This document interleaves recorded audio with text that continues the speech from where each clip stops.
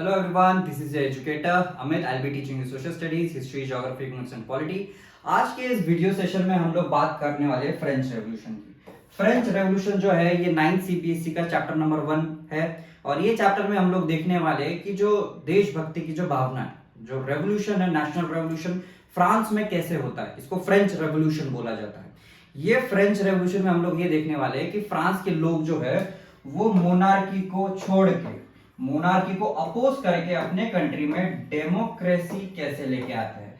और इसमें स्पेसिफिक हम कौन से कंट्री के बारे में देखने वाले हैं, फ्रांस के बारे में देखने वाले हैं, क्योंकि जो फ्रेंच रेवोल्यूशन है ये फ्रांस में हुआ था और जो देशभक्ति की जो भावना है ये डेवलप हुई थी पहली बार फ्रांस में, फ्रेंच रेवोल्यूशन में। ठीक है, तो देशभक्ति की भावना मतलब लोगों को यहाँ पे ऐसा पता चला कि हमारा देश होना चाहिए, हमारा गांव होना चाहिए, हमारे लोग होने चाहिए और हमारी जमीन भी होनी चाहिए। इसको बोलते हैं देशभक्ति की भावना। तो ये हम फ्रेंच रेवोल्यूशन को पूरा ये चैप्टर में पढ़ने वाले कि फ्रेंच रेवोल्यूशन में कौन से प्रोटेस्ट थे, फ्रेंच रेवोल्यूशन में क्या क्या एक्टिविटीज हुई और ये फ्रेंच रेवोल्यूशन की वजह से ये लोगों का माइंडसेट कैसे चेंज करना पड़ा।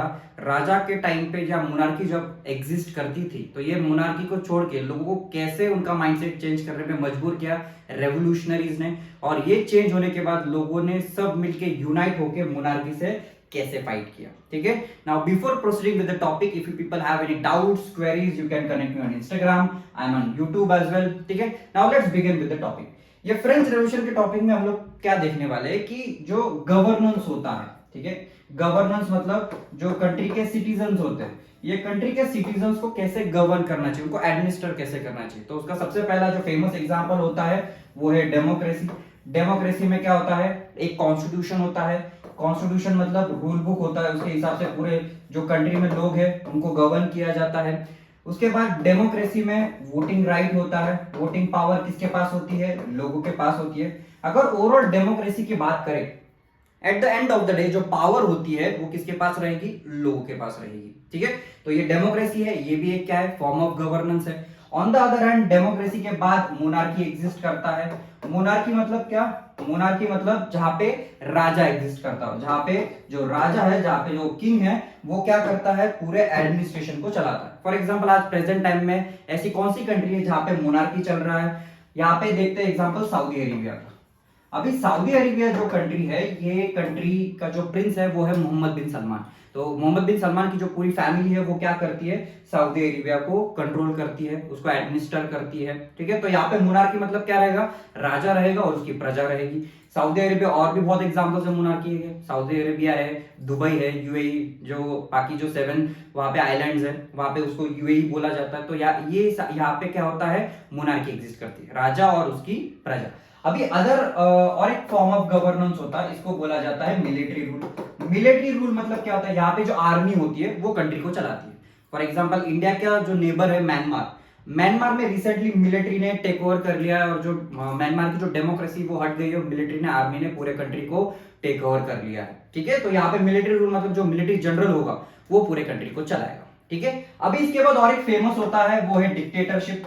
अभी जो डिक्टेटरशिप होता है, ये डिक्टेटरशिप में आज प्रेजेंट ऐसी कौन सी कंट्री है जो डिक्टेटरशिप में चल रही है। डिक्टेटरशिप मतलब एक ही आदमी होता है वो पूरे कंट्री को चलाता है। आज का जो प्रेजेंट नॉर्थ कोरिया है, नॉर्थ कोरिया एक फेमस कंट्री है यहाँ पे, और वो वहां पे जो किंग जोंग योंग है वो बहुत फेमस है उसके रूल्स रेगुलेशंस के लिए, उसके स्ट्रिक्टनेस के लिए, कि वहां पे जो नॉर्थ कोरिया को वो कंट्रोल कैसे करता है। ठीक है, बहुत सारे उसके मीम्स भी बनाए जाते हैं। तो ये डिक्टेटरशिप मतलब जो किम जोंग योंग है वो अकेला ही पूरे कंट्री को क्या करता है, एडमिनिस्टर करता है। तो ये अलग अलग फॉर्म्स ऑफ गवर्नमेंट है जिसमें जो कंट्री है वो कैसे चलाई जा सकती है या गवर्न की जा सकती है। अभी इसमें हम फ्रेंच रेवोल्यूशन में क्या देखने वाले हैं, फ्रेंच रेवोल्यूशन में हम लोग देखने वाले हैं कि जो मोनार्की है, ये मोनार्की से जो लोग हैं राजा से तंग आके, राजा से हरास होके, राजा से फ्रस्ट्रेट होके कैसे डेमोक्रेसी उनके कंट्री में अचीव करते हैं, डेमोक्रेसी अपने कंट्री को बनाते हैं। ठीक है, तो इसमें हम क्या देखने वाले हैं, ये फ्रेंच रेवोल्यूशन में मोनार्की से ट्रांसफॉर्मेशन कहां होगा, मोनार्की से ट्रांसफॉर्मेशन होगा डेमोक्रेसी में। ठीक है, अभी फ्रांस में ये जो रिवोल्ट चले, क्योंकि जो फ्रांस का जो राजा था वो बहुत सारे वॉर्स पे जाता था, कंटिन्यूअस वॉर्स पे जाता था। ऑन द अदर हैंड लोगों से टैक्सेस वसूल करता था। अभी हम चैप्टर में पढ़ेंगे कि फ्रांस की सोसाइटी में 3 स्टेट होते हैं, first state, second state, third state. और ये थर्ड स्टेट के जो लोग हैं, पीजेंट्स जो है, वही टैक्स पे करते थे, चर्च कभी टैक्स पे नहीं करता था। तो वो लोग राजा से फ्रस्ट्रेट होके वो डेमोक्रेसी की डिमांड करेंगे। ठीक है, अभी आपका ये जो चैप्टर शुरू होता है एक रिवोल्ट से। ठीक है, आपका जो यहाँ पे चैप्टर शुरू हो रहा है, यहाँ पे एक रिवोल्ट है। रिवोल्ट मतलब यहाँ पे लोग विद्रोह कर रहे हैं, ठीक है, यहाँ पे प्रोटेस्ट चल रहा है। 14 जुलाई 1789 में राजा जो है वो स्टेट ऑफ इमरजेंसी इंपोज कर देता है और आर्मी को भेज देता है कि सिटी जो है वहां पे पीस लेके आओ, शांति बना के रखो। आर्मी भेजने के बाद यहाँ पे जो लोग होते हैं, वहां आर्मी क्यों भेजनी पड़ती है, क्योंकि 7000 मैन एंड वुमेन जो होते हैं वो क्या करते हैं, सब मिलके एक मिलिशिया फॉर्म करते हैं। मिलिशिया मतलब क्या, एक मिलिट्री ऑर्गेनाइजेशन जो इलिमिनेट करने के लिए बनी है, मारने के लिए बनी। They will use the weapons for their own purpose, ठीक है, तो इसको मिलिशिया बोला जाता है। अभी ये मिलिशिया बनाने के बाद ये जो 7000 मैन एंड वुमेन है वो क्या करते हैं, गवर्नमेंट बिल्डिंग्स में जाते हैं, अलग अलग गवर्नमेंट बिल्डिंग्स को रेड करते हैं in the search of weapon. अभी एक मिलिशिया फॉर्म किया है इलिमिनेट करने के लिए, तो उनको वेपन्स चाहिए होंगे, तो वो क्या करते हैं, गवर्नमेंट के अलग अलग बिल्डिंग्स में छापा मारते कि कहीं तो भी आर्म्स एमिनेशन मिल जाए।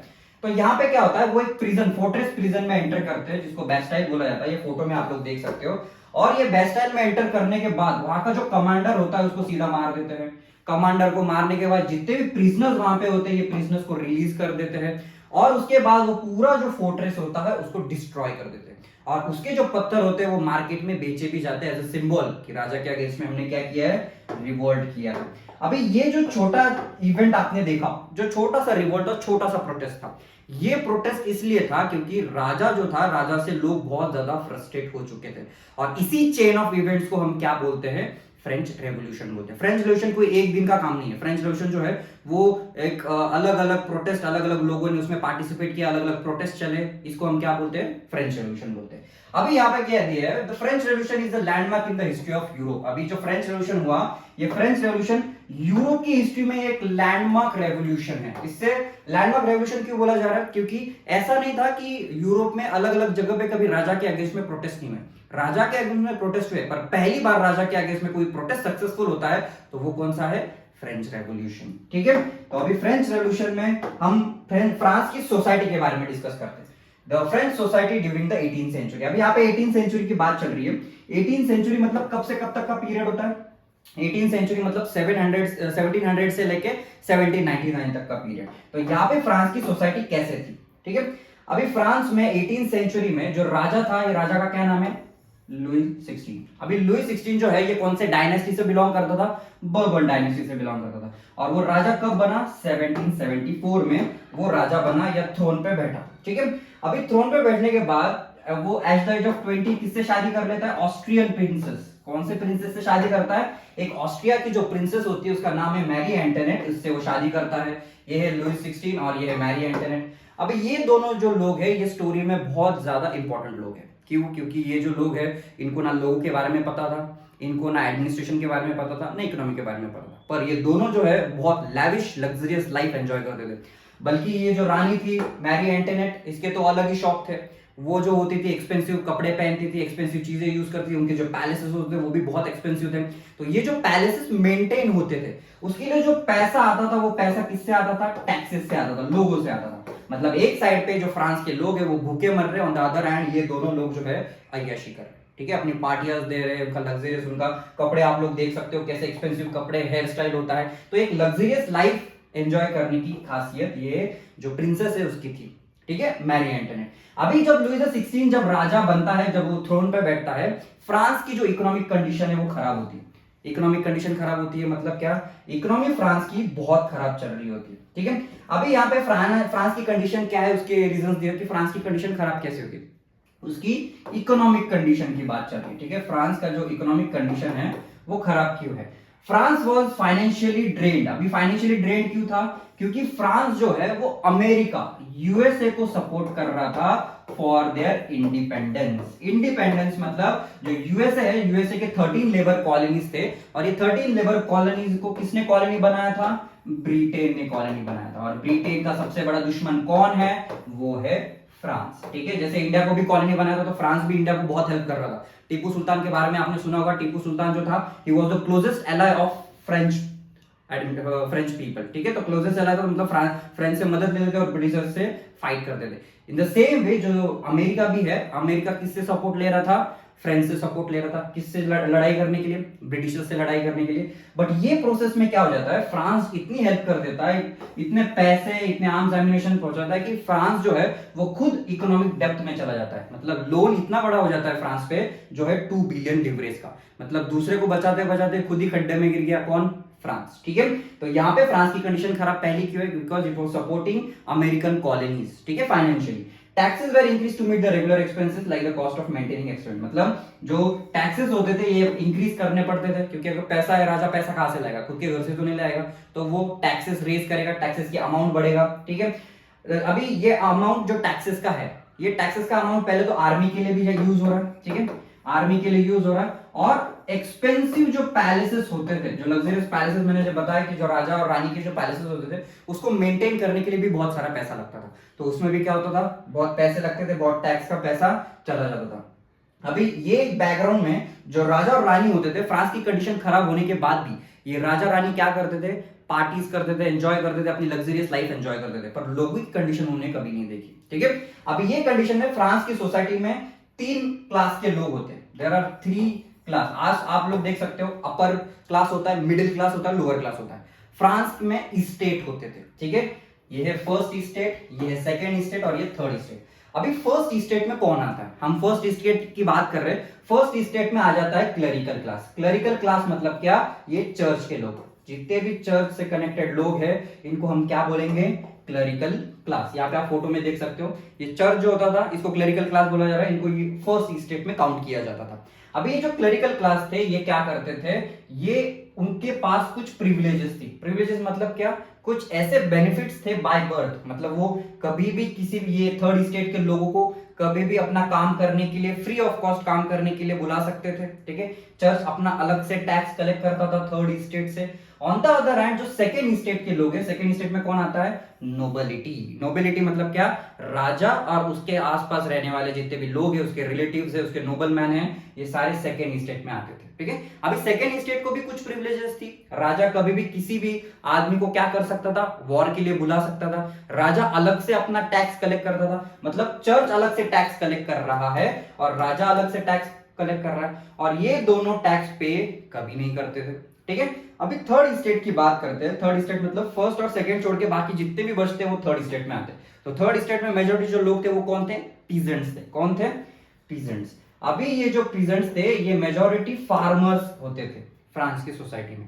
अभी फार्मर्स जो है ये 90% पॉपुलेशन किसकी थी, ये थर्ड स्टेट की थी, और 10% ये लोगों की थी। मतलब जितने ज्यादा लोग हैं, 90% लोग हैं वो ज्यादा गरीब है और बाकी 10% है वो ज्यादा पैसे वाले। और ये जो थर्ड स्टेट के लोग थे इनके पास ना प्रिविलेजेस थी, सारे टैक्स जो पे करने पड़ते थे वो थर्ड स्टेट को ही करने पड़ते थे। तो ये जो बर्डन था वो किसके ऊपर आ गया था, पूरा टैक्सेस पे करने का थर्ड स्टेट के ऊपर आ गया था। तो ये जो सोसाइटी आप लोग देख सकते हो, फर्स्ट स्टेट मतलब चर्च, सेकेंड स्टेट मतलब यहाँ पे नोबिलिटी देख सकते हो आप, इनका लग्जरियस लाइफ देख सकते हो कि कैसे पॉश या लग्जरी का लाइफ जो एंजॉय ये लोग करते थे।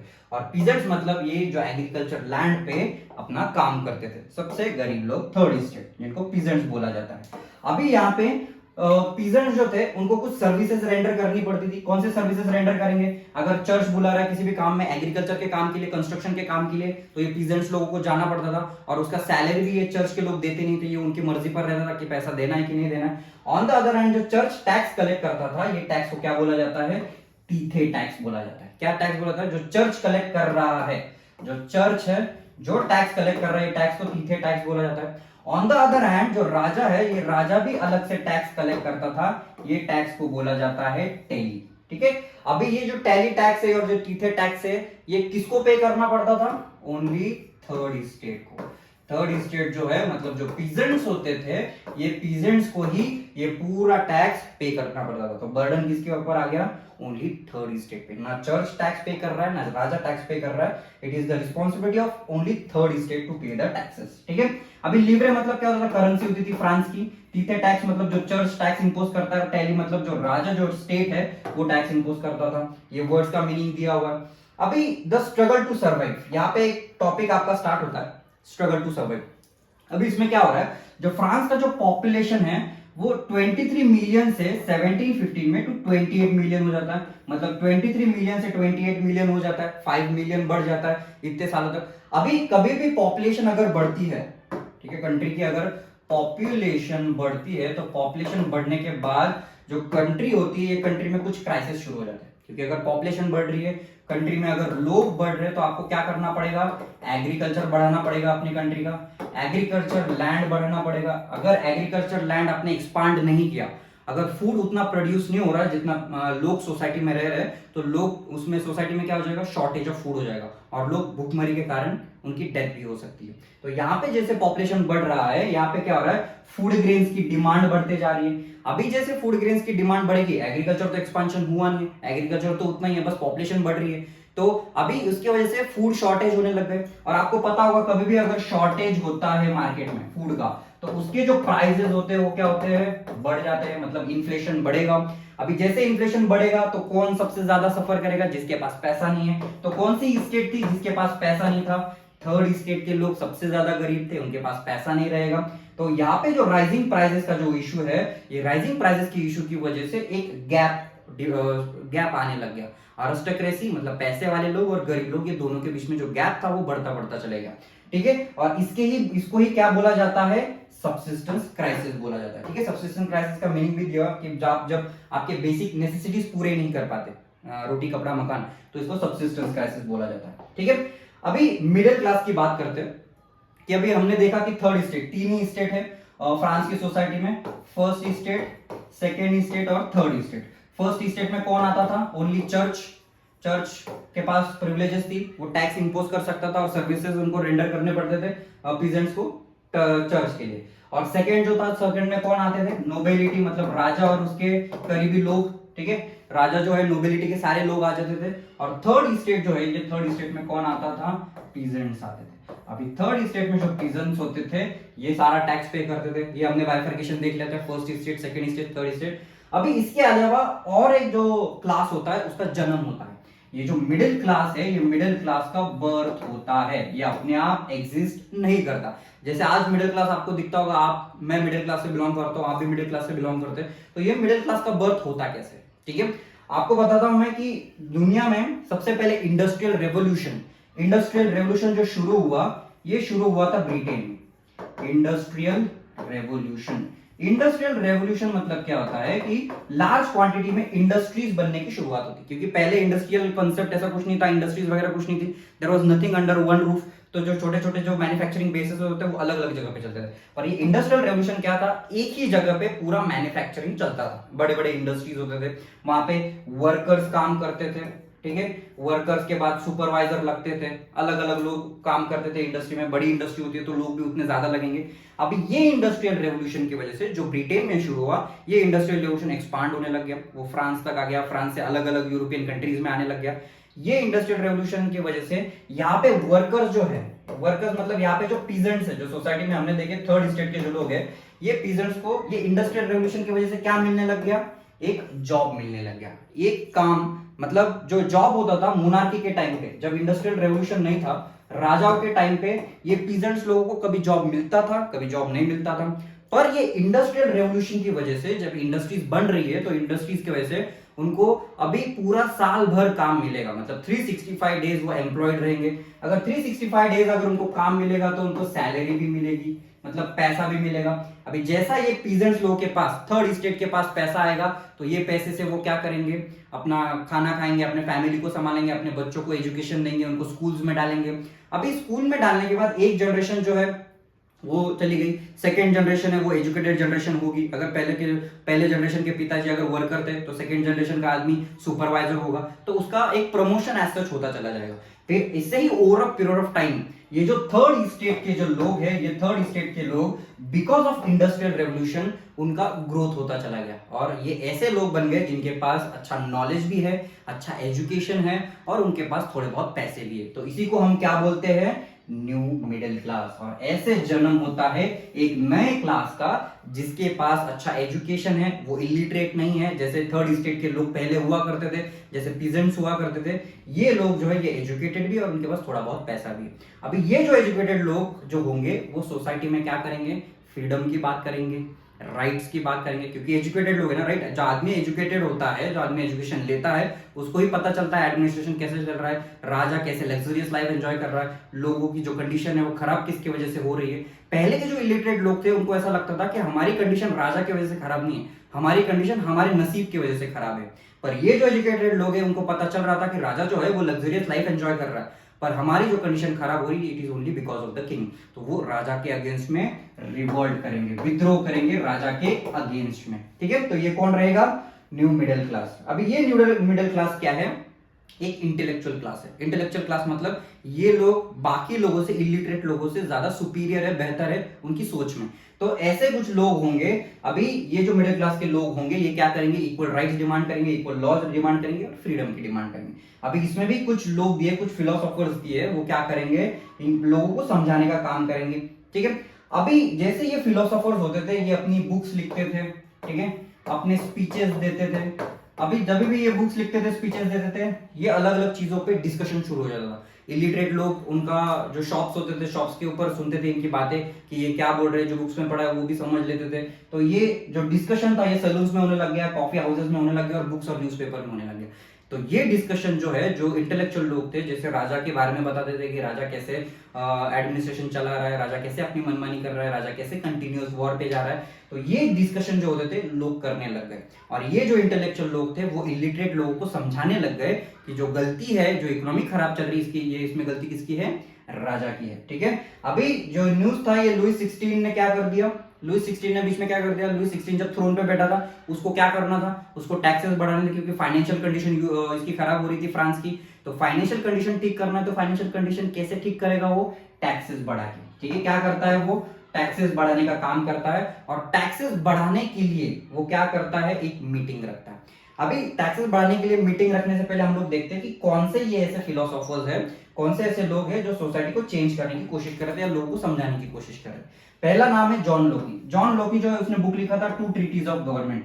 उसने, जॉन लोकी क्या बोलता है, वो एक रिजेक्ट करता है डिवाइन की या सुप्रीम लीडर की जो अथॉरिटी होता है वो रिजेक्ट करता है। वो बोलता है कि जो राजा है उसके पास सब पावर नहीं होनी चाहिए, पावर जो है वो क्या होनी चाहिए, अलग अलग लोगों के पास होनी चाहिए, ठीक है। And absolute right of the monarch, ये दोनों चीजों को वो क्या करता है, रिजेक्ट करता है। मतलब राजा के जो पास पावर है वो राजा के पास नहीं होनी चाहिए, ठीक है। राजा जो एब्सोल्यूट रूल चला रहा है वो एब्सोल्यूट रूल नहीं चलना चाहिए। दूसरा है रोजू। अभी रोजू जो है ये क्या बोलता है, प्रोपोजिंग a form of government based on social contract. वो बोल रहा है कि जो गवर्नमेंट कैसी होनी चाहिए, वो कॉन्ट्रैक्ट बेस पे होनी चाहिए। मतलब लोग जो है और राजा जो है, राजा के लोगों के बीच में एक कॉन्ट्रैक्ट होना चाहिए और जो कॉन्ट्रैक्ट में डिसाइडेड है उसके हिसाब से राजा ने एडमिनिस्ट्रेशन चलाना चाहिए। अभी इसके बाद है मॉन्टेस्क्यू। मॉन्टेस्क्यू ने बुक लिखा था the spirit of the laws. अभी ये मॉन्टेस्क्यू जो है ये इंपॉर्टेंट रहेगा, क्योंकि मॉन्टेस्क्यू ने जो कंसेप्ट दिए थे, ये 3 कंसेप्ट है, लेजिस्लेचर, एग्जीक्यूटिव और जुडिशरी। मतलब जो राजा की जो एब्सोल्यूट पावर है, मॉन्टेस्क्यू क्या बोल रहा है, राजा की जो एब्सोल्यूट पावर है वो अकेले राजा के पास नहीं होनी चाहिए। ये राजा की पावर अगर कोई भी एक आदमी के पास आ जाती है तो वो एब्सोल्यूट बनेगा ही, वो अपनी मनमानी करेगा ही। तो इसलिए क्या बोल रहा है वो, ये राजा की जो पावर है वो 3 अलग अलग लोगों में डिस्ट्रीब्यूट कर दो, मतलब कोई अपनी मनमानी यहाँ पे नहीं करेगा, ठीक है। तो ये 3 अलग अलग लोग कौन से हैं, लेजिस्लेचर मतलब ये लॉ मेकिंग बॉडी रहेगी, इसके पास अपना अलग पावर रहेगा। एग्जीक्यूटिव मतलब जो कंट्री चला रहा है उसके पास अपना अलग पावर रहेगा। और जुडिशरी मतलब यहाँ पे कोर्ट्स होते हैं, इसके पास अपनी क्या रहेगी, अलग पावर रहेगी। और आज पूरे वर्ल्ड में सबसे ज्यादा एडमिनिस्ट्रेशन जो होता है ये 3 इसमें डिवाइड होता है। इंडिया में भी जुडिशरी है, इंडिया में भी एग्जीक्यूटिव है और इंडिया में भी लेजिस्लेचर है। लेजिस्लेचर मतलब लोकसभा राज्यसभा इंडिया में है, एग्जीक्यूटिव मतलब मोदी एडमिनिस्ट्रेशन इंडिया में है और जुडिशरी मतलब सुप्रीम कोर्ट, हाई कोर्ट आज इंडिया में एग्जिस्ट करते हैं। तो ये जो आदमी है ये इंपॉर्टेंट हो जाता है, जो एक इंपॉर्टेंट कंसेप्ट सोसाइटी को देता है, ठीक है। अभी यहाँ पे the outbreak of revolution. Outbreak of revolution मतलब यहाँ पे रेवोल्यूशन हो रहा है। अभी रेवोल्यूशन किसकी वजह से होगा, देखो क्या बताया था मैंने पहले, जो राजा है उसकी फाइनेंशियल कंडीशन खराब चल रही है। तो फाइनेंशियल कंडीशन खराब चल रही है तो वो ठीक करने के लिए वो क्या करना पड़ेगा, उसको टैक्सेस बढ़ाने पड़ेंगे। टैक्सेस किससे आएंगे, टैक्सेस आएंगे पीजेंट से। जो पीजेंट है वो टैक्सेस पे करेंगे तभी तो राजा को पैसा मिलेगा, क्योंकि चर्च तो पैसा पे नहीं करता था और राजा के साथ में रहने वाले लोग भी कभी टैक्सेस पे नहीं करते थे। तो यहाँ पे राजा क्या करता है, यहाँ पे राजा एक स्टेट जनरल की मीटिंग रखता है। अभी स्टेट जनरल क्या होता है, स्टेट जनरल एक जो असेंबली होती है उसके जैसा होता है। मतलब आज आप देखो नेशनल असेंबली होती है, वहां पे सब लोग डिस्कशन करते हैं, तो राजा के टाइम पे जो डिस्कशन वाला जो असेंबली होता था इसको स्टेट जनरल बोला जा रहा है। अभी स्टेट जनरल में तीनों लोगों की मीटिंग होती थी, फर्स्ट स्टेट, सेकेंड स्टेट और थर्ड स्टेट। ये तीनों स्टेट के लोग आते थे, राजा के साथ डिस्कशन नेगोशिएशन होता था, फिर राजा टैक्सेस बढ़ा सकता था। राजा खुद ब खुद, राजा के पास ऐसे कोई पावर्स नहीं थे जो कि खुद ब खुद टैक्सेस बढ़ा ले। उसको हमेशा एक मीटिंग रखनी पड़ती थी, वो मीटिंग में जो वोटिंग होगा उसके हिसाब से उसको डिसीजन लेना पड़ता था। ठीक है, तो यहाँ पे जो राजा है वो क्या करता है, मीटिंग डिसाइड करता है किसकी, स्टेट जनरल की, क्योंकि उसको क्या करना होता है, नए टैक्सेस रेज करने होते हैं। अभी जो मोनार्क जो है वो अकेला मीटिंग नहीं रख सकता था, और ये लास्ट मीटिंग कब रखी गई थी स्टेट जनरल की, 1614 में रखी गई थी। मतलब बहुत साल पहले ये जो मीटिंग रखी गई थी, आज वापस रख रहा है वो, क्यों, टैक्सेस के लिए, क्योंकि उसकी इकोनॉमिक कंडीशन खराब हो गई। अभी यहाँ पे 5 मई 1789 में लुईस फिलिप क्या करता है, स्टेट जनरल की मीटिंग रखता है। अभी स्टेट जनरल में मैंने बताया था 3 स्टेट है, फर्स्ट सेकंड थर्ड स्टेट। अभी फर्स्ट और सेकंड स्टेट के कितने रिप्रेजेंटेटिव है, फर्स्ट स्टेट के 300, सेकंड स्टेट के 300 रिप्रेजेंटेटिव्स, और थर्ड स्टेट जो था इसकी पॉपुलेशन ज्यादा थी, इसके लिए इसके कितने रिप्रेजेंटेटिव रहेंगे, 600 रिप्रेजेंटेटिव रहेंगे। पर इसमें एक बहुत बड़ा प्रॉब्लम है। इसमें प्रॉब्लम क्या है, जो भले इसमें 300 और यहाँ पे 600 है, वो इक्वल अब आपको दिख रहा होगा, पर यहाँ पे जो वोटिंग सिस्टम था, ये वोटिंग सिस्टम कैसा था, 1 state is equal to 1 vote. मतलब एक स्टेट जो होगा उसका एक ही वोट कंसीडर किया जाएगा, सेकंड स्टेट है उसका एक वोट कंसीडर किया जाएगा, और थर्ड स्टेट है भले उसमें 600 लोग हैं उसका भी एक ही स्टेट कंसीडर किया जाएगा। मतलब इसमें अगर डिसीजन लेना है, अगर टैक्सेस बढ़ाना है, तो यहाँ पे चर्च को तो कोई फर्क नहीं पड़ता टैक्स बढ़ाना है नहीं बढ़ाओ, राजा को तो टैक्स बढ़ाना ही है, तो टैक्स अगर बढ़ाएंगे तो ये दोनों तो वोट करेंगे, तो ये 2:1 हो जाएगा। ठीक है, मतलब ये लोग अपोज करके भी कोई फायदा नहीं, क्योंकि 2:1 वोटिंग हो रहा है। तो इसीलिए हर बार जो थर्ड स्टेट जो होता था वो इसमें हार जाता था स्टेट जनरल में। पर अभी थर्ड स्टेट में एक नई चीज आ गई थी, क्योंकि इसमें थर्ड स्टेट में अभी एजुकेटेड मेंबर्स भी थे। मैंने जैसे बताया था, इंडस्ट्रियल रेवोल्यूशन की वजह से लोगों ने अपनी कंडीशन ठीक की थी, उन्होंने उनके बच्चों को एजुकेशन दिया था, वही बच्चे आज स्टेट जनरल में पार्टिसिपेट करेंगे over a period of time. और ये एजुकेटेड मेंबर्स को ये फंडा समझ में आ रहा था कि जो स्टेट जनरल है वो चलता कैसे है, वोटिंग सिस्टम कैसे चल रही है। फिर ये एजुकेटेड लोग क्या बोलते हैं कि आप ये वोटिंग सिस्टम चेंज करो, क्या करो, जो 1 state is equal to 1 vote जो है उसको चेंज करो, और उसको चेंज किस में कन्वर्ट करना है, 1 member is equal to 1 vote, इसमें चेंज करना है। ये बात समझ में आ रही है। तो ये मीटिंग की बात हो रही है। अभी ये जो स्टेट जनरल की मीटिंग थी, इसमें पीजेंट्स, आर्टिसंस और वुमेन्स को पार्टिसिपेट करना अलाउड नहीं था। मतलब वुमेन जो होती थी वो स्टेट जनरल में विजिट नहीं कर सकती थी, उसको वहां खड़ा होना अलाउड नहीं था। और जिनको भी इनके प्रॉब्लम्स स्टेट जनरल में देना है तो उनको लेटर लिखना पड़ता था। तो बहुत सारे ऐसे 600 से ज्यादा लेटर क्या होते थे, ये एजुकेटेड लोग स्टेट जनरल के सामने लेके जाते थे। ठीक है, जिससे कि वो स्टेट जनरल के सामने पढ़ाया जाए और अगर उसका सोल्यूशन मिले तो मिले। ठीक है,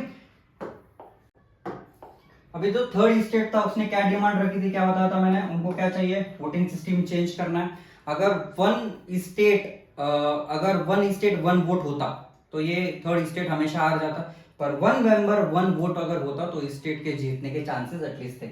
but the proposal was rejected by the king. मतलब जो राजा था उसने ये प्रपोजल रिजेक्ट कर दिया। राजा क्या बोल रहा था, इतनी पुरानी परंपरा जो है, इतना पुराना जो सिस्टम है वो तुम्हारे लिए मैं चेंज नहीं कर सकता। तो इसके लिए जो थर्ड स्टेट के जो लोग हैं, जो एजुकेटेड लोग हैं, वो क्या हो जाते हैं, गुस्सा हो जाते हैं, और गुस्सा होके ये क्या करते हैं, वो स्टेट जनरल की मीटिंग को छोड़ देते हैं। और स्टेट जनरल की मीटिंग से बाहर आने के बाद वो क्या करते हैं, उनका खुद का एक असेंबली बनाते हैं। वहां पे एक असेंबल हो जाते हैं, कहां पे, the hall of indoor tennis court में, जो ग्राउंड ऑफ वार्सिलीज है वहां पे जमा हो जाते हैं। और यहाँ पे आने के बाद एक नेशनल असेंबली बनाते हैं।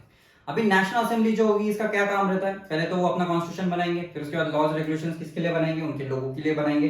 तो ये जो नेशनल असेंबली होती है ये बिजी हो जाती है अपना ड्राफ्ट बनाने, कॉन्स्टिट्यूशन का ड्राफ्ट बनाने के लिए। और उसमें ये कॉन्स्टिट्यूशन कैसा बनाएंगे, जिसमें राजा की जो पावर्स होगी वो कम होगी। ये आप फोटो देख सकते हो, ये टेनिस कोर्ट का ओथ का फोटो है। ठीक है, ये फोटो के ऊपर क्वेश्चंस भी बहुत बार आते हैं।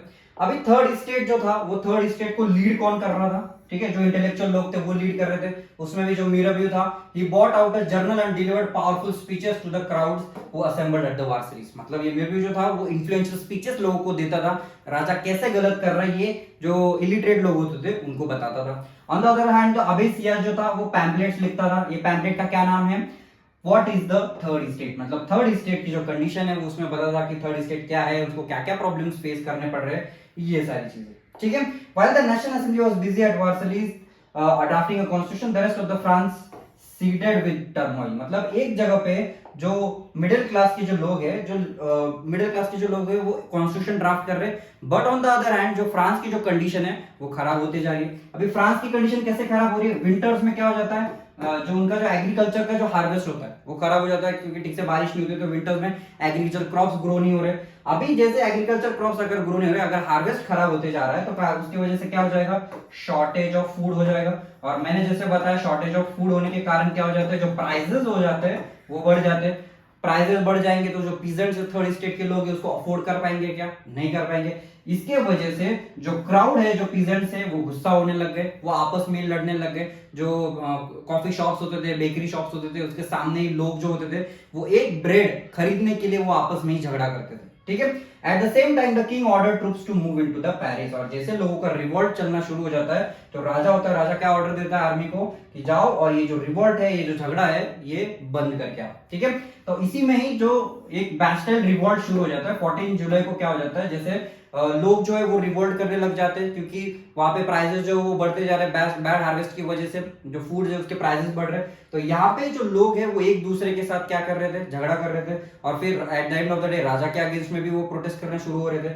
अभी इसके बाद यहाँ पे कंट्री साइड में ऐसे रूमर्स फैलना शुरू हो गए, ऐसे अफवाह फैलने लग गई कि जो लॉर्ड है, जहाँ पे जो पीजेंट्स लोग वहां पे काम करते थे, वो लॉर्ड के एग्रीकल्चर लैंड पे काम करते थे, उन्होंने हायर किया है बैंड ऑफ ब्रिगेड्स को। क्यों हायर किया उन्होंने ब्रांड ऑफ ब्रिगेड को, क्योंकि उनकी जो क्रॉप्स है उसको खराब करने के लिए। ये न्यूज जैसे फैल जाती है तो यहाँ पे जो लोग हैं वो और ज्यादा गुस्सा हो जाते हैं। On the other hand the freedom of press opposing views of the event could be expressed, और ये जो लोग होते थे ये फ्रीडम के प्रेस के लिए भी अपोज कर रहे थे, और फ्रीडम प्रेस होना चाहिए उसके लिए अगेंस्ट में भी प्रोटेस्ट कर रहे थे। Caught in the frenzy fear, peasants in several districts seized hoes and pitches, और यही डर की वजह से, बैंड ऑफ ब्रिगेड्स के डर की वजह से, ये जो फार्मर्स थे उन्होंने जो एग्रीकल्चर में जो भी वेपन्स होते थे, एग्रीकल्चर में जो भी चीजें यूज होती थी उसको वेपन बना के उन्होंने क्या करना चालू कर दिया, जो लॉर्ड्स होते थे उनके घरों को लूटना चालू कर दिया। उनके घरों को लूटा, घरों को लूटने के बाद उनके जो पेपर्स होते थे, जो ड्यूज के जो पेपर्स होते थे, ये सारे पेपर्स उन्होंने जला दिए। अभी ड्यूज के पेपर जलाने से क्या हो जाता है, ड्यूज के पेपर जलाने से अगर उनके पीजेंट्स के ऊपर कुछ पैसा है, कुछ कर्जा है, कुछ लोन है, या कुछ पैसा उनको देना बाकी है, वो पेपर अगर जला देंगे तो कोई पैसा देना पड़ेगा क्या, नहीं देना पड़ेगा। इसलिए ये जितने भी पीजेंट्स थे उन्होंने क्या करना चालू कर दिया, ये उनके घर लूटना चालू कर दिया, उनके ग्रेन्स लूटना चालू कर दिया, जो पेपर्स थे वो भी जला दिए। अभी ये जितने भी लॉर्ड्स थे उन्होंने क्या करना चालू कर दिया, they started migrating to other countries, मतलब वो फ्रांस छोड़ के दूसरे कंट्रीज में भागने लग गए। अभी लुईस 16 जो था, लुईस 16 ये रिवोल्ट की वजह से डर गया था। लुईस 16 को क्या लगने लगा कि ये लोग जो है अभी लॉर्ड्स के घर में तो घुस गए, उनके घर को लूटना चालू कर रहे हैं, उनके घर को डिस्ट्रॉय कर रहे हैं, अभी eight the end of the day ये मेरे पैलेस तक भी आ जाएंगे। तो राजा डर जाता है, तो राजा at the end of the day खुद सरेंडर कर देता है, किसके सामने, नेशनल असेंबली के सामने। और नेशनल असेंबली के सामने वो एक कॉन्स्टिट्यूशन को रिकॉग्नाइज करता है कि मैं ये जो कॉन्स्टिट्यूशन वो फॉलो करूंगा, कॉन्स्टिट्यूशन में जो भी रूल्स रेगुलेशंस होंगे उसके हिसाब से मैं क्या करूंगा, एडमिनिस्ट्रेशन चलाऊंगा। तो राजा ने यहाँ पे खुद को क्या कर लिया, प्रोटेक्ट कर लिया, ठीक है। तो क्राउड जो है उसका गुस्सा भी ठंडा हो गया, क्योंकि राजा ने कॉन्स्टिट्यूशन को एक्सेप्ट कर लिया। राजा काम करेगा किसके हिसाब से, कॉन्स्टिट्यूशन के हिसाब से, ठीक है। On 4 August 1789 decree pass abolishing the feudal system, और यही लोगों ने, जैसे कॉन्स्टिट्यूशन आ गया तो उन्होंने ये फ्यूडल सिस्टम जो था, इंडिया में जैसे जमींदारी सिस्टम है, in the same way Europe में फ्यूडल सिस्टम था, ये फ्यूडल सिस्टम को उन्होंने, और ये ऑब्लिगेशन जो है टैक्सेस के, वो सबको क्या कर दिया, हटा दिया। Members of the clerical too were forced to give up their privileges, और जो चर्च के जो लोग होते थे क्लेरिकल क्लास के, ये चर्च के लोगों को भी उनके पास जो प्रिविलेजेस थे वो उनको गिव अप करने पड़े, ठीक है। टीथे वाज एबॉलिश्ड, अभी ये जो टैक्सेस होते थे जो चर्च कलेक्ट करता था, ठीक है, ये टैक्स भी क्या कर दिया, हटा दिया। और चर्च के पास जितनी भी जमीन होती थी, ये जमीन को क्या कर दिया उन्होंने, छीन लिया। और ये जमीन, ये प्रॉपर्टी, इतना पैसा जमा हो गया ये देने के बाद कि जो 2 बिलियन लिवरेज थे, इतना अमाउंट ऑफ मनी वैल्यू जमा हो गया, जितना तो लोन फ्रांस के ऊपर था। तो फ्रांस एक ही दिन में अपना लोन पे ऑफ कर पाया, किसे, चर्च से लैंड कॉन्फिस्केट करके। अभी France became constitutional monarchy. Constitutional monarchy मतलब क्या, ऐसा पहला होता है मोनार्की। मोनार्की में क्या होता है, बस राजा एग्जिस्ट करता है, राजा अपने हिसाब से रूल्स रेगुलेशंस फ्रेम करता है और कंट्री को एडमिनिस्ट्रेट करता है। पर यहाँ पे जो फ्रांस था वो क्या बन गया था, कॉन्स्टिट्यूशनल मोनार्की, मतलब यहाँ पे कॉन्स्टिट्यूशन भी रहेगा और राजा भी रहेगा। राजा के साथ कॉन्स्टिट्यूशन चलेगा, पर राजा को क्या फॉलो करना पड़ेगा, कॉन्स्टिट्यूशन फॉलो करना पड़ेगा, ठीक है। अभी यहाँ पे क्या दिया हुआ है, 1791 draft of the constitution completed by the national assembly. जो नेशनल असेंबली जो कॉन्स्टिट्यूशन का ड्राफ्ट बना रही होती है वो ड्राफ्ट कंप्लीट हो जाता है। और ये ड्राफ्ट का मेन ऑब्जेक्टिव, कॉन्स्टिट्यूशन का मेन ऑब्जेक्टिव क्या होता है, राजा की जो पावर है उसको क्या कर देना, लिमिट कर देना, कम कर देना। These powers instead of being concentrated in the hands of one person were now separated and assigned to different institution, that is legislature, executive और judiciary। जैसे मॉन्टेस्क्यू ने बोला था कि जो एक राजा की जो पावर है वो एक आदमी के पास नहीं होनी चाहिए, ये पावर डिवाइड होनी चाहिए लेजिस्लेचर में, एग्जीक्यूटिव में और जुडिशरी में। तो यही पावर्स उन्होंने क्या कर दी, डिवाइड कर दी। ठीक है, अभी नेक्स्ट क्या दिया है, नेशनल असेंबली जो है, नेशनल असेंबली का भी यहाँ पे काम क्या रहेगा, टू मेक लॉज, वो लॉज बनाएंगे किसके लिए, फ्रांस के लिए। They were indirectly elected by the active citizens। Active citizens मतलब क्या, अभी उसमें भी दो सिटीजन बताए जा रहे हैं जो यहाँ पे सिटीजन डिसाइड हो रहे हैं, एक पैसिव सिटीजन है और एक एक्टिव सिटीजन है। अभी इसमें जो आदमी है, कौन सा वोट आदमी वोट कर पाएगा, कौन से लोगों को वोटिंग राइट रहेगा, only man who belong to the highest bracket of taxpayers। मतलब ऐसे लोग, ऐसे men, ओनली लोग नहीं, ओनली men जिनके पास प्रॉपर्टी है, जिनके पास पैसा और जो टैक्सेस पे करते हैं, ऐसे लोगों को क्या दिया जा रहा है, यहाँ पे वोटिंग दिया जा रहा है, वोटिंग राइट दिया जा रहा है। ठीक है, अभी एक्टिव सिटीजन, पैसिव सिटीजन क्या होता है, देखो एक्टिव सिटीजन मतलब क्या, ओनली मैन जिनकी एज 25 से ज्यादा है, ठीक है, और वो टैक्सेस पे करते हैं equal to at least 3 days of labour wages, मतलब 3 दिन का जो काम कर रहे हैं उतना जो टैक्सेस वो पे कर रहे हैं men above the age of 25, उनको ही क्या बोला जा रहा है, एक्टिव सिटीजन बोला जा रहा है। और वोटिंग राइट किसके पास होगा, ओनली एक्टिव सिटीजन के पास। अभी पैसिव सिटीजन मतलब क्या, इसको छोड़ के जितने भी मेन और वुमेन बच जाते हैं, men below the age of 25 और men above the age of 25 जिनके पास प्रॉपर्टी नहीं है, एंड ऑल द वुमेन्स, ये पैसिव सिटीजंस हो गए। और जो एक्टिव सिटीजंस थे इनके पास क्या था, वोटिंग राइट ओनली किसके पास था, एक्टिव सिटीजंस के पास। मतलब ये जो एक्टिव सिटीजंस है वही वोट कर पाएंगे। अभी आपके टेक्स्ट बुक में ये चार्ट दिया हुआ है, अभी ये चार्ट में क्या दिया हुआ है ये समझते। अभी यहाँ पे पहले पैसिव सिटीजंस है, मतलब इनके पास वोटिंग राइट नहीं, वो कितने रहे, 3 मिलियन। 1 मिलियन मतलब 10 लाख होता है, ठीक है, तो ये 3 मिलियन क्या है, पैसिव सिटीजंस है। अभी उसके ऊपर क्या दिया हुआ है, एक्टिव सिटीजंस।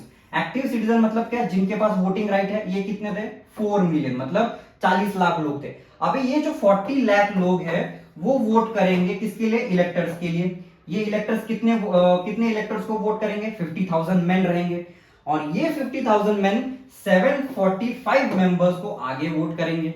ठीक है, तो ये एक्टिव सिटीजन है, उससे इलेक्टर्स आ रहे, इलेक्टर्स से ऊपर नेशनल असेंबली में जो मेंबर डिबेट डिस्कशन करेंगे वो आ रहे। अभी यहाँ पे राजा दिया हुआ है और मिनिस्टर्स दिए। मिनिस्टर्स मतलब क्या, जो गवर्नमेंट को चलाने का काम करेंगे, इनको हम क्या बोलेंगे, मिनिस्टर्स बोलेंगे। अभी जो राजा है, ये राजा को कौन कंट्रोल कर रहा है, यहाँ पे एरो आपको दिख रहा होगा, राजा को कौन कंट्रोल कर रहा है, नेशनल असेंबली। जो नेशनल असेंबली रहेगी वो राजा को कंट्रोल करेगी। But on the other hand राजा के पास एक वेटो पावर है। वेटो पावर मतलब क्या, नेशनल असेंबली में अगर ये 745 मेंबर्स के बीच में अगर कोई डिबेट डिस्कशन हो रहा है और उसमें ये डिबेट डिस्कशन में टाई हो जाती है, 50% यस बोल रहे और 50% अगर नो बोल रहे, तो एक वेटो पावर राजा के पास होगा। ठीक है, और फिर राजा एक वोट जिसको देगा वो पार्टी का यस और नो हो जाएगा। ठीक है, ऑन द अदर हैंड जो नेशनल असेंबली है ये किसको कंट्रोल करेगी, और मिनिस्टर को, जो कंट्री चलाने का काम कर रहे हैं। ठीक है, अभी यहाँ पे दूसरा भी दिया, जजेस, जो जजेस होंगे इनको भी इलेक्ट कौन करेगा, एक्टिव सिटीजंस इनको इलेक्ट करेंगे। ठीक है, तो ये जजेस रहेगा, एग्जीक्यूटिव रहेगा और लेजिस्लेचर। आप ये तीन देख सकते हो, ये जुडिशरी मतलब यहाँ पे कोर्ट्स केसेस होंगे, एग्जीक्यूटिव मतलब वो कंट्री चलाने का काम करेंगे, लेजिस्लेचर मतलब वो लॉ बनाने का काम करेंगे, और ये वोटर्स, एक्टिव सिटीजंस और पैसिव सिटीजंस। ठीक है, अभी जैसे ये फ्रांस का कॉन्स्टिट्यूशन बनता है तो बहुत राइट्स लोगों को दिए जाते हैं, राइट टू लाइफ हो गया, राइट टू स्पीच हो गया, मतलब फ्रीडम होगा उनको बात करने का, उनको पास ओपिनियन होने का, और सब लोगों को क्या किया जाएगा, लॉ के सामने इक्वली ट्रीट किया जाएगा। भले राजा है, भले अरिस्टोक्रेसी का आदमी है, पैसे वाला आदमी हो या गरीब आदमी, सब लोगों को क्या किया जाएगा, इक्वली ट्रीट किया जाएगा। ठीक है, अभी नेक्स्ट बात करते हैं, France abolishes monarchy and becomes Republic.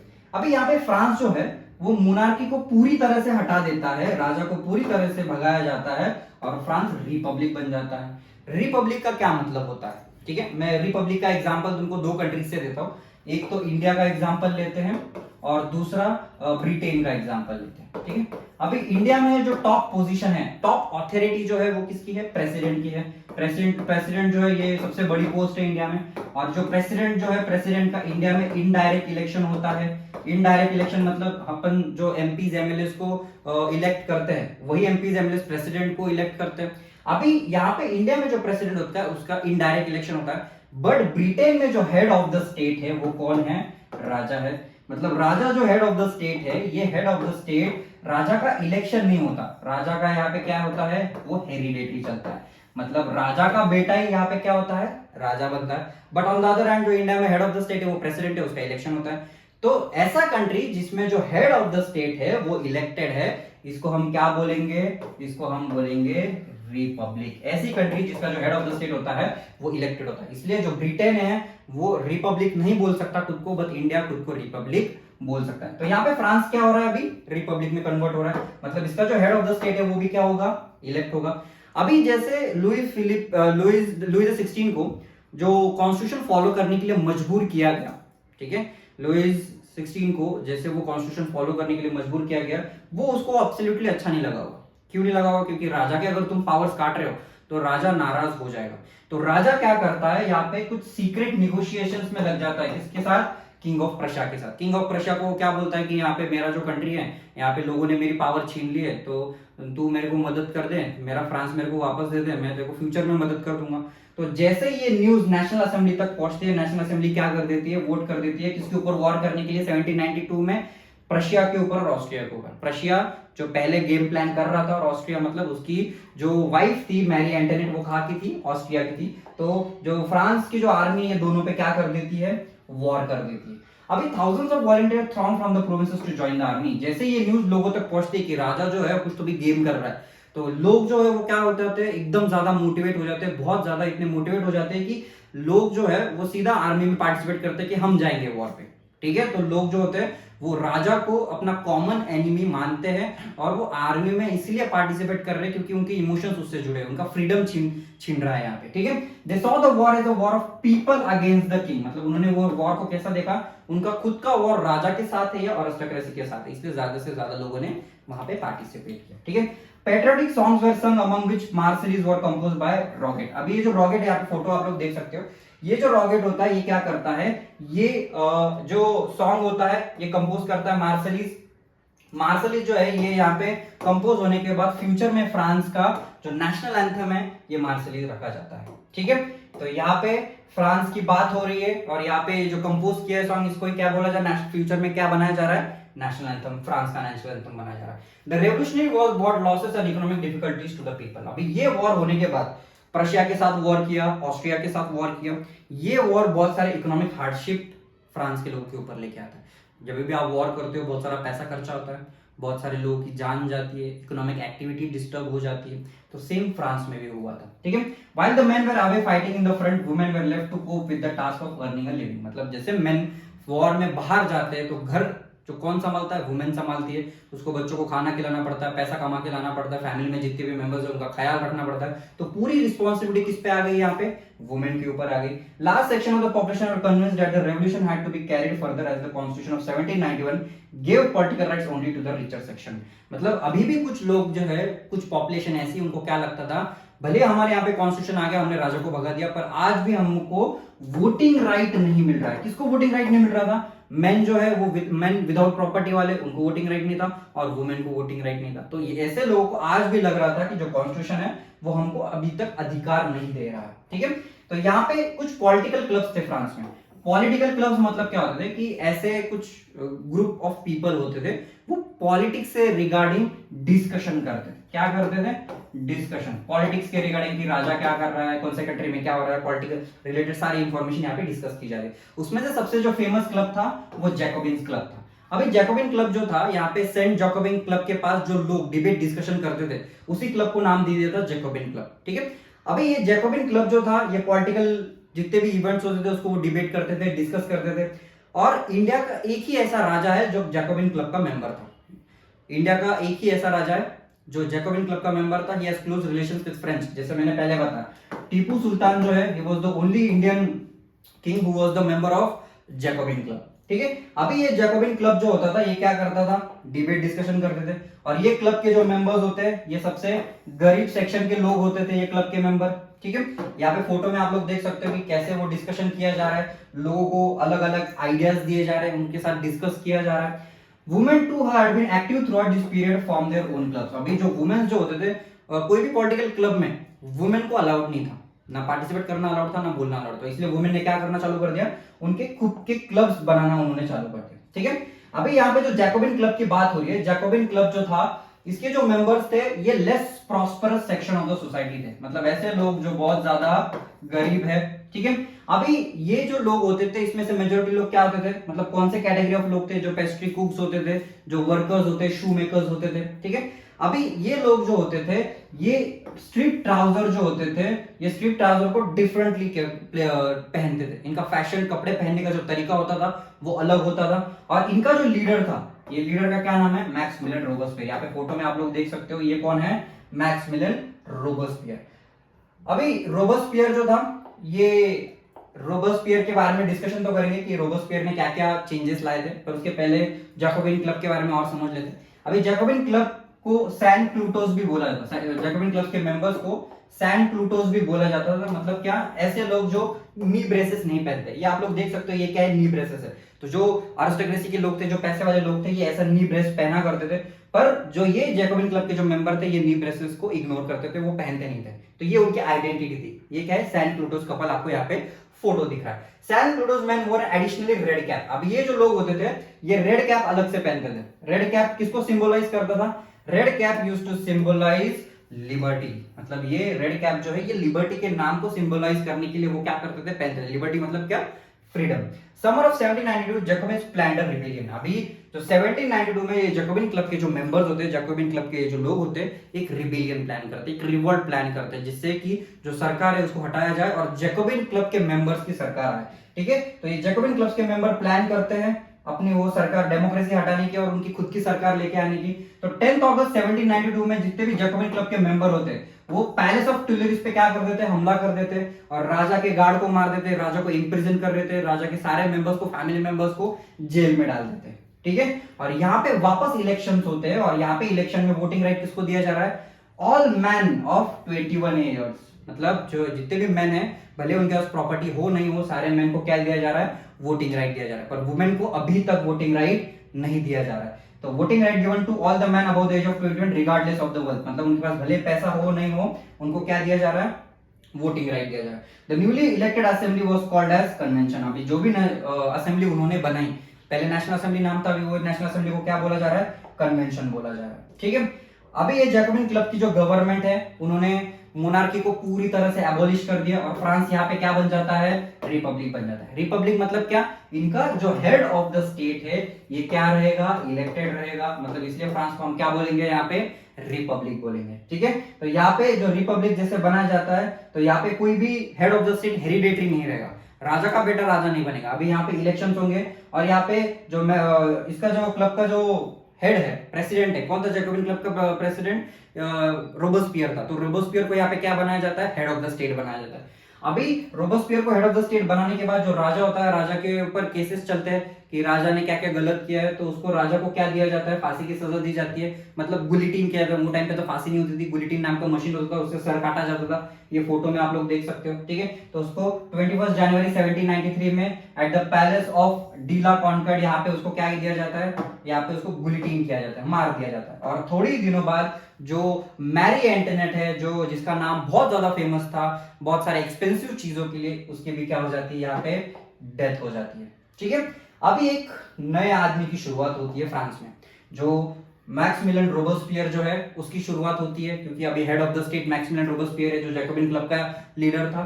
उसका अभी रीन ऑफ टेरर यहाँ पे बोला जा रहा है। रीन ऑफ टेरर मतलब क्या, ये भले ही जैकोबिन क्लब का मेंबर था, पर जैसे इसके पास पावर आई, ये भी ऑटोक्रेटिक बन गया। ऑटोक्रेटिक मतलब क्या, अपनी मनमानी करने लग गया। ठीक है, अभी इसका जो पीरियड है वो 1793 से 1794, मतलब एक ही साल में क्या हो गया, इसका पूरा जो सरकार था वो गिर गया, या इसकी जो पावर थी वो खत्म हो गई विद इन 1 ईयर। अभी कैसे एक साल में खत्म हो गई, ये देखते हैं। Robespierre followed a policy of severe control and punishment. Robespierre जो था वो स्ट्रिक्ट पनिशमेंट में और डिसिप्लिन में विश्वास रखता था। तो जितने भी उसके आसपास के लोग थे, उनको स्ट्रिक्टली रूल्स रेगुलेशंस फॉलो करने पड़ते थे, और उसके रूल्स रेगुलेशंस बहुत क्या होते थे, स्ट्रिक्ट होते थे। अगर तुम फॉलो नहीं करे तो सीधा बुलेटिन कर देता था या जेल में डाल देता। All those who saw as being the enemies, the Republic's ex-nobles and clearly members of other political events, where the members of his own party were arrested and imprisoned. मतलब कोई भी अगर रोबेस्पियर के खिलाफ अगर कोई भी आवाज उठाता था, रोबेस्पियर के अगेंस्ट में कोई बोलता था या जैकोबिन क्लब के अगेंस्ट में बोलता था, उस बाहर के लोग अगर बोलते थे या अंदर के भी लोग बोलते थे, वो सबको क्या कर देता था, जेल में डाल देता था या गुलिटीन कर देता था। ठीक है, the court found them guilty and they were guillotine. मतलब कोई भी आदमी, मतलब उसके खुद के जैकोबिन क्लब का आदमी भी उसके अगेंस्ट में नहीं बोल सकता था, वो उसको क्या कर देता था, गुलिटीन कर देता था। अभी यहाँ पे गुलिटीन जो है, एक डॉक्टर गुलिटीन नाम से है, उनके नाम से ये मशीन का नाम रखा गया। आपने बहुत सारे मूवीज देखे होंगे, pirates of the Caribbean movie में भी ये मशीन दिखाया गया है, जिससे सीधा सर क्या किया जाता था, काट दिया जाता था और आदमी एक ही मिनट में खत्म होता था। ठीक है, ये तो डेथ सेंटेंस फ्रांस में वो टाइम पे ये थी, गुलिटीन यूज करके।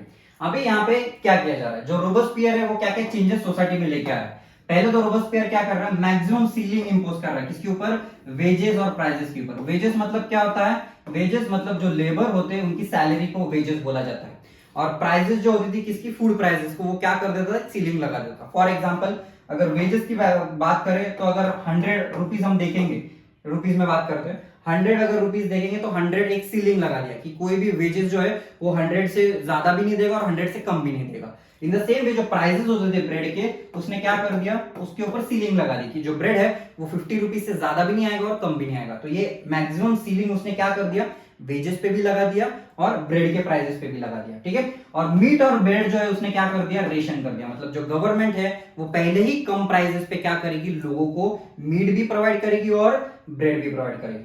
ठीक है, और उसमें भी जो पीजेंट्स होते थे, मतलब यहाँ पे जो फार्मर्स होते थे, ये फार्मर्स को फोर्सफुली क्या बोलता था, जो प्राइसेस गवर्नमेंट डिसाइड करेगी वही प्राइसेस पे फार्मर्स को, गवर्नमेंट को क्या करना पड़ेगा, अपने ग्रेन्स बेचने पड़ेंगे।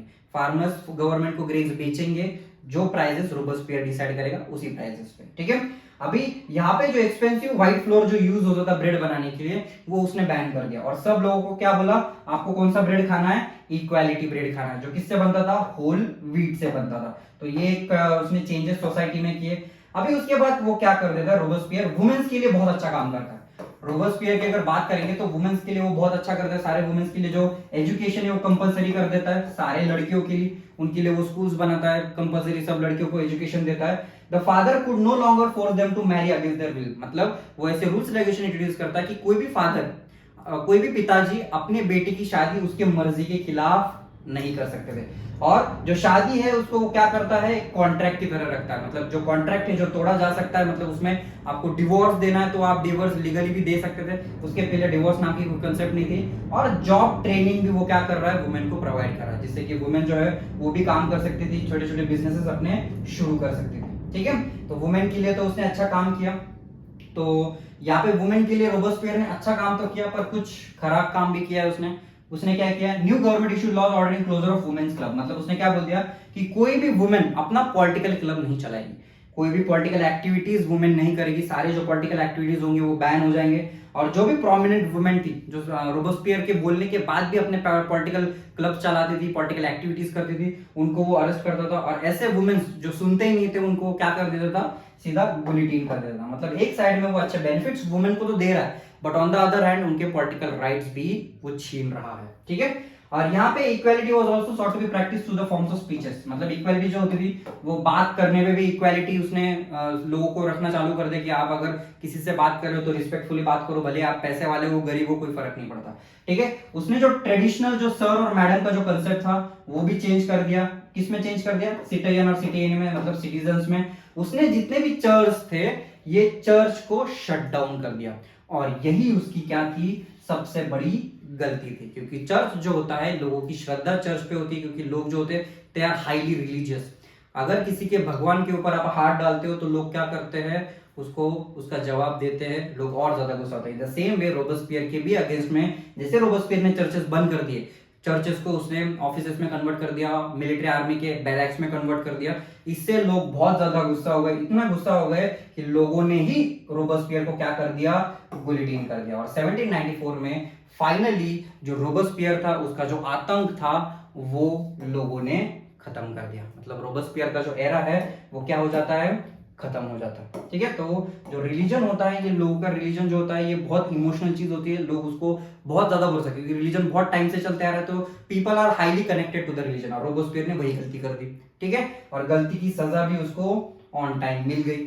अभी यहाँ पे नेक्स्ट है डायरेक्टरी रूल। अभी जैसे रोबोस्फियर या जैकोबिन क्लब का जो गवर्नमेंट है वो गिरता है, यहाँ पे एक डायरेक्टरी बनाया जाता है। जो लोग होते हैं, जो हाईली प्रॉस्परस सेक्शन के जो लोग होते हैं, ठीक है, ये वेल्थियर लोग या प्रॉस्परस सेक्शन के लोग जिनके पास अच्छा खासा पैसा है, वो अभी थ्रोन के ऊपर देखेंगे, थ्रोन के किसको थ्रोन मिलेगा, किसको पावर मिलेगा, पावर ग्रैबिंग में ये लोग लग जाएंगे। ठीक है, new constitution was introduced denied the vote to non property section. अभी वापस नया कॉन्स्टिट्यूशन लाया जाता है। नया कॉन्स्टिट्यूशन में क्या किया जा रहा है, ऐसे लोग जिनके पास प्रॉपर्टी नहीं है, ऐसे लोग जिनके पास पैसे नहीं है, वो लोगों को क्या नहीं मिलेगा, वोटिंग राइट नहीं मिलेगा। ठीक है, two elected legislative council were establish. अभी दो काउंसिल यहाँ पे बनाए जा रहे हैं। एक काउंसिल कौन सा है, एक तो है डायरेक्टरी और दूसरा है नेशनल असेंबली। ठीक है, एक है नेशनल असेंबली। अभी डायरेक्टरी और नेशनल असेंबली जो है ये दोनों मिलके क्या करेंगे, गवर्नमेंट को चलाएंगे। पर प्रॉब्लम कैसा हो जाता है कि ये जो डायरेक्टरी और जो नेशनल असेंबली है, ये दोनों के बीच में क्या हो जाता है, झगड़ा शुरू हो जाता है। तो ये दोनों के बीच में जब झगड़ा शुरू हो जाता है कि कौन पावरफुल ज्यादा रहेगा, कौन रूल्स रेगुलेशंस बनाएगा, काम कैसे चलेगा।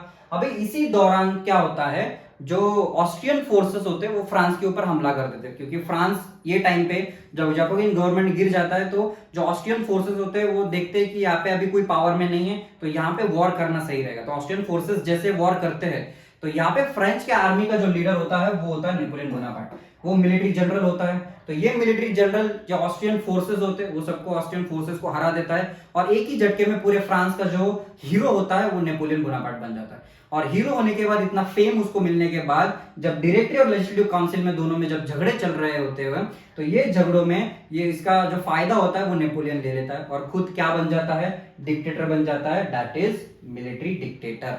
ठीक है, अभी यहाँ पे पावरफुल कौन है, मिलिट्री डिक्टेटर मतलब नेपोलियन है। पावर नेपोलियन के पास आएगी, नेपोलियन वापस कुछ चेंजेस इंट्रोड्यूस कर देता है, ऐसे चेंजेस जो फ्रांस की सोसाइटी को पूरा चेंज कर देते हैं। नेपोलियन राइट टू इक्वालिटी लोगों को देता है, इक्वालिटी बिफोर लॉ लोगों को देता है, राइट टू प्रॉपर्टी इंट्रोड्यूस करता है, सारे जो चर्च के प्रिविलेजेस है, राजा के जो प्रिविलेजेस है वो सारे हटा देता है। ठीक है, अभी वुमेन हैव अ रेवोल्यूशन। अभी जो वुमेन थी उनकी कंडीशन कैसे थी, उनका रेवोल्यूशन कैसे था।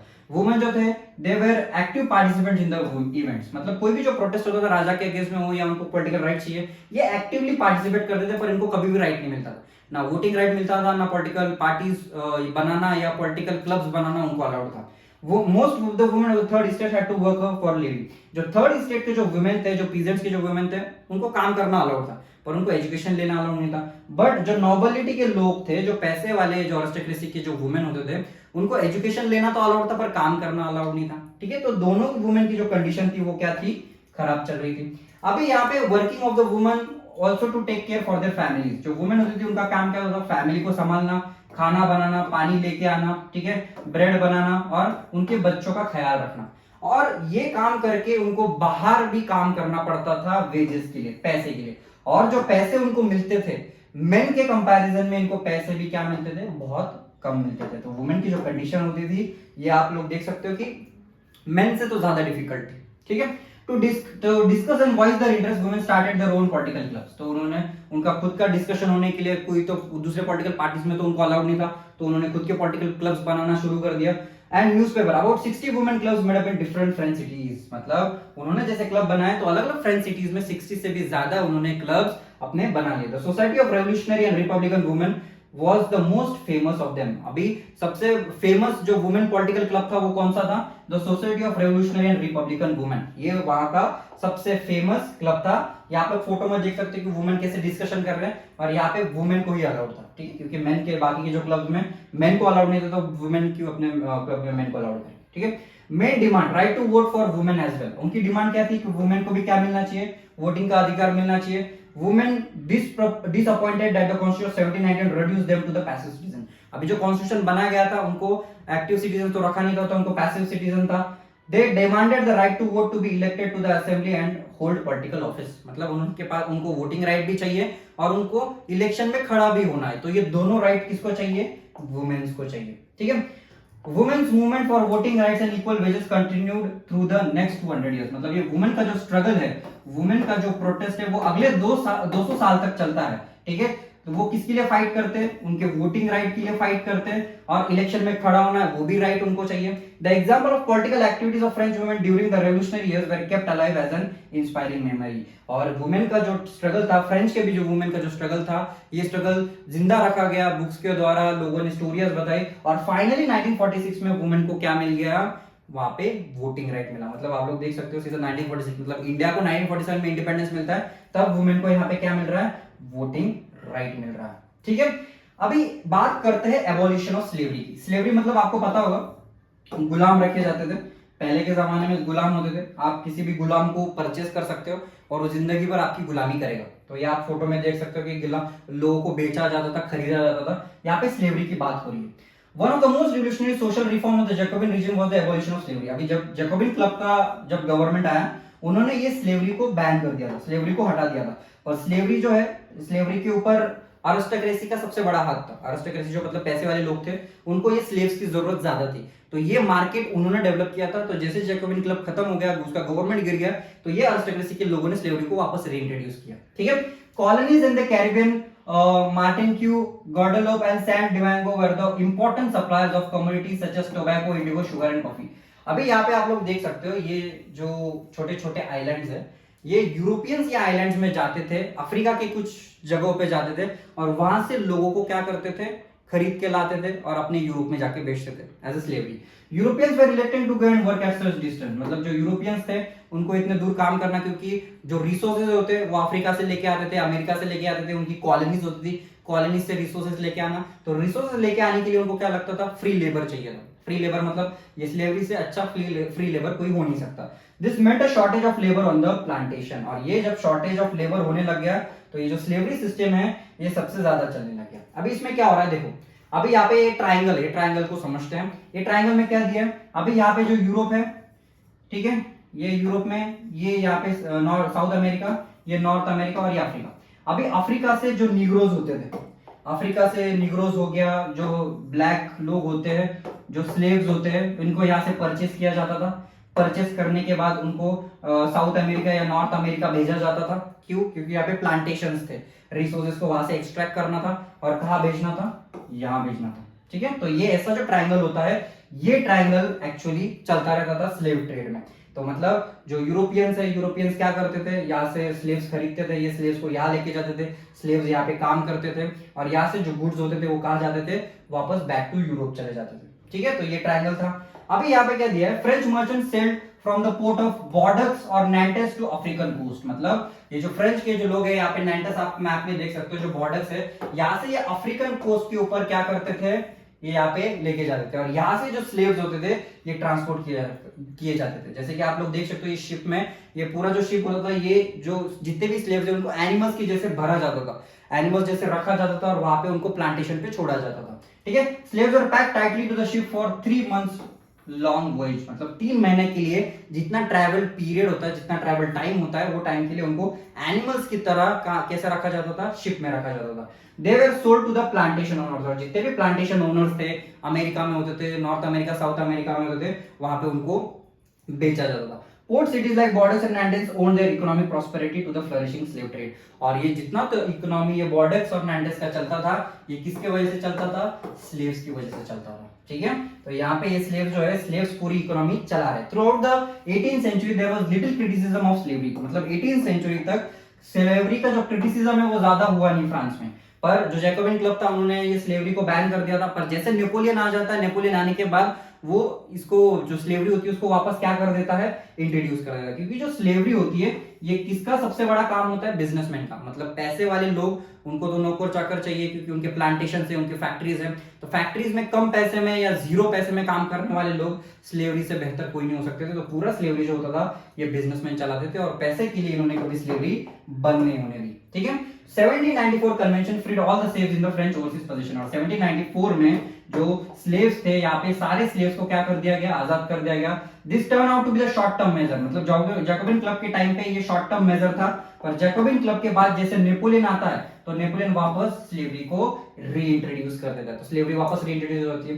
Plantation understood their freedom as including the right to enslave African Negroes and pursuit of their economic interest। मतलब ये प्लांटेशन ओनर को क्या लगता था कि ये जो स्लेव्स है ये उनकी खुद की ही प्रॉपर्टी है और उनका जो इकोनॉमी है ये स्लेव्स के ऊपर ही चलना चाहिए। और फाइनली जो है 1848 में जो स्लेवरी है वो क्या की जाती है, पूरे फ्रेंच कॉलोनीज में एबॉलिश की जाती है और उसके बाद वापस इंट्रोड्यूस नहीं होती।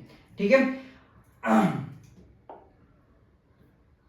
अभी निग्रोस की बात करते हैं। ये फोटो में आप लोग देख सकते हो, निग्रोस क्या है, एक टर्म है जो यूज होता था इंडिजिनस पीपल ऑफ अफ्रीका के लिए, जो सहारा के साउथ में रहते थे, ऐसे लोगों को निग्रोस बोला जाता था। तो जो बेसिकली ब्लैक इन कलर होते थे, इनको हम क्या बोलते हैं, निग्रोस बोलते हैं। ठीक है।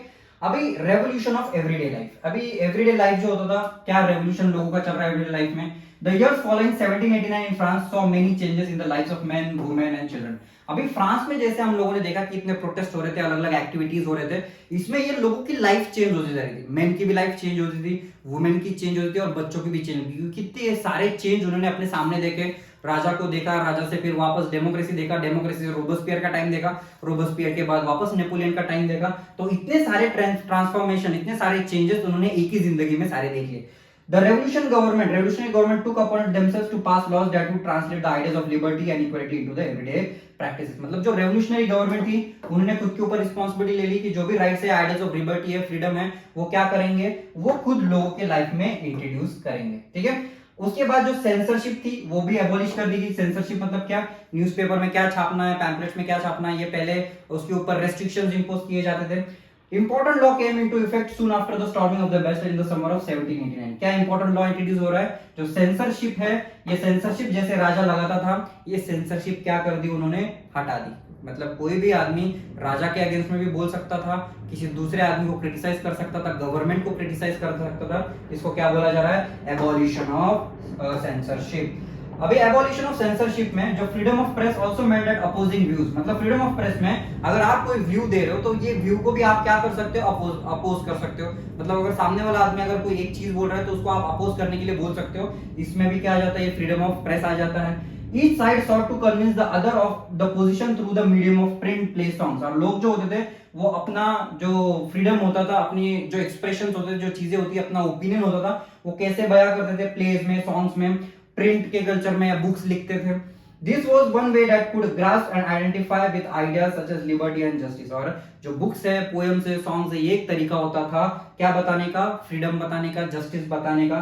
That political philosopher wrote about the length in text which could only handle the educated people would read। मतलब हैंडफुल ऑफ एजुकेटेड पीपल जो होते थे वही बुक्स पढ़ते थे और उन्हीं को ये जो चीजें लिखी है फिलोसोफर्स ने वो उनको समझती थी और वो बाकी लोगों को समझाते थे। ठीक है, अभी इसका कंक्लूजन क्या होता है, 1804 में नेपोलियन बोनापार्ट जो होता है वो खुद को फ्रांस का एम्परर, डिक्टेटर बना लेता है और वो नए पॉलिसीज कुछ इंट्रोड्यूस करता है, जैसे कि नेपोलियनिक या सिविल कोड ऑफ 1804 जो है वो आप 10th स्टैंडर्ड में पढ़ेंगे। 1804 में वो बहुत सारे चीजें फ्रांस में इंट्रोड्यूस कर देता है, बल्कि फ्रांस के आसपास के जो एरियाज उनको ऑक्यूपाई करता है वहां पे भी वो उसके नए पॉलिसीज इंट्रोड्यूस करता है। Napoleon saw his role as a moderniser of Europe. और जो नेपोलियन जो था वो यूरोप को ऐसा मॉडर्नाइज कर रहा था, नए नए पॉलिसीज या नए नए राइट्स लोगों को वो देता था। अभी कौन से राइट्स वो दे रहा था, जैसे कि protection of private property, uniform weights and measures. मतलब पहले अलग अलग राजा के एरिया में अलग अलग वेट्स एंड मेजर्स हुआ करते थे, उसको भी उसने क्या कर दिया था, यूनिफॉर्म कर दिया। Initially many saw Napoleon as a liberator. मतलब स्टार्टिंग में नेपोलियन सबको कैसे लग रहा था, एक लिबरेटर, मतलब उनको फ्रीडम देने के लिए आया है, तो एज अ लिबरेटर वो लोगों को दिख रहा था। पर धीरे धीरे जैसे वो डिक्टेटरशिप की तरफ चलते गया या उसने लोगों को पॉलिटिकल पावर देने से मना कर दिया, तो लोगों को उसके जो रियलिटी है वो समझ में आई और जो नेपोलियन है उसका फेम जो है वो कम होता चला गया। Both but soon the Napoleonic armies came to be viewed everywhere as an invading forces। और नेपोलियन की जो आर्मी होती थी वो हर जगह पे जाती थी, नए लिबर्टी का कंसेप्ट लेके जाती थी और उसकी आर्मी को हार्बिंगर्स ऑफ लिबर्टी भी बोला जाता था। ठीक है, he was finally defeated in the battle of Waterloo. और ये 1815 का जो बैटल है, बैटल ऑफ वाटरलू, इसमें जो कंट्रीज होती है जैसे कि Britain, Austria, Russia, Prussia, Napoleon को फाइनली क्या कर देती है, हरा देती है। और जो आइडिया होता है लिबर्टी का और डेमोक्रेटिक राइट्स का, ये आइडिया फ्रेंच रेवोल्यूशन से जैसे आता है, ये फ्रेंच रेवोल्यूशन से ये आइडिया वर्ल्ड के अलग अलग कंट्री में स्प्रेड हो जाता है। Soon the idea of French Revolution spread across the globe. Colonized people revoked the idea of freedom from the bondage into the movement to create the sovereign nation state। अभी जो Europe में जो nationalism का जो concept है, French revolution में जो nationalism, देशभक्ति की भावना जो डेवलप हो रही थी, यही आइडिया अभी मॉडर्न जमाने में जो कॉलोनीज है, जैसे इंडिया जो कॉलोनी थे, ये नेशनलिज्म का कंसेप्ट कैसे यूज करेंगे, अपने फ्रीडम के लिए यूज करेंगे। जो ब्रिटिशर्स है उनसे फाइट करने के लिए हम देशभक्ति का जो कंसेप्ट है वो यूज करेंगे और हर एक कंट्री अपने हिसाब से वो कंसेप्ट को क्या कर रहा था, चेंज कर रहा था। उसमें टीपू सुल्तान, राजाराम मोहन रॉय और the two example of individuals who responded to the ideas coming from the revolutionary France. और ये जो दो लोग थे उन्होंने फ्रांस से जो भी आइडियाज डेवलप होती जा रही थी, ये आइडियाज को उन्होंने एक्सेप्ट किया और लोगों को भी बताया। ठीक है, that's all for today's lecture. If you people have any doubts, queries, you can connect me on Instagram. I am on YouTube as well. ठीक है, अभी नेक्स्ट लेक्चर में मिलते हैं, बाय बाय, टेक केयर।